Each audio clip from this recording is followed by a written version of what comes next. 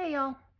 So, not that anybody has actually asked my opinion about these past few days of our new administration, and I'm using that term really loosely right now. Um, but I'm going to share this because the fear is so palpable, the anxiety is so palpable. I feel the need to remind everybody to not spin out now. We aren't even a whole week in,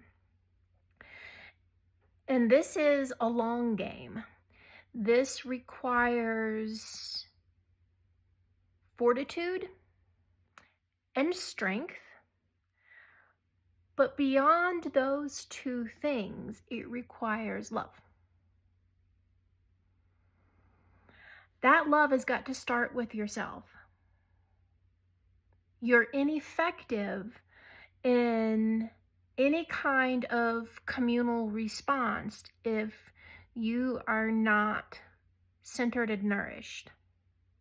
So if you are feeling anxious and afraid and your mind keeps catastrophizing, you need to get really, really clear about what it is you're afraid of and why.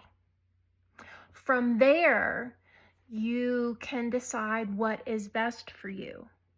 Not what the interwebs says is best for you, not what some social media person says is best for you, what you should or should not do, can and cannot do, will and won't do. It is nobody's choice but your own. But you can't do any of that without being centered and having enough self-awareness to know what you need and then how you can best employ your own strengths within a community.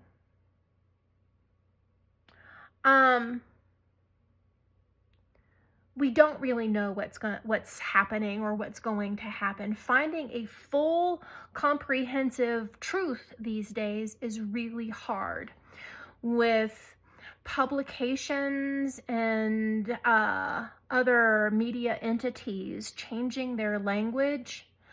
Muscular power, anyone? Thanks, New York Times. To stay in the good graces or at least not become a target themselves of the new president. I have opinions about how we got here. I'm not going to share those here. I will share that what I'm going to do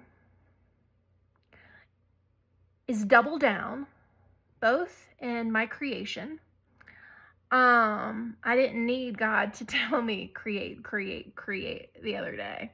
I'm there.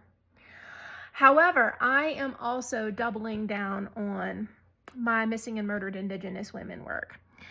Primarily because there, to me, seems like there is an opportunity that has not been presented before for piggybacking on this attempt at labeling cartels terrorist groups. They are at different levels in different places of the globe. But I do think it's quite the interesting thing that he did not address Russian organized crime or Chinese, go figure, that he's targeting specifically Mexican cartels. A, that's very interesting, and B, offers me an opportunity that I have not had before. For those of you who don't know, I dance a very uncomfortable knife's edge back and forth with the Sinaloa cartel as it relates to their criminal activities in Indian country in the US and Canada. I think if this goes forward, there can be perhaps, depending upon how much censorship, self or inflicted by others, we can talk about how things like money laundering through Indian gaming and the lack of engagement from federal law enforcement and intelligence communities when they being, for instance, counter threat finance groups who can link money laundering through Indian casinos with Al Qaeda and with homegrown terrorist organizations. Real stuff. Folks know it, but there has not been an impetus to act on it, and maybe now there will. Again, we don't know how things are going to play out. We can't see that far. What I can see is opportunity. I can see the opportunity for my very specifically, narrowly focused work with missing and murdered Indigenous women. And I can see powerful opportunities for community and civic engagement that folks don't ordinarily participate in because we tend to take our systems for granted. Perhaps this offers an avenue for that to change a bit. I'm not going to tell anybody else what to do. I will encourage you to, if you have to question if something is true, to recognize it's probably not. And I will talk more about that later, possibly. But again, nobody's asked my opinion.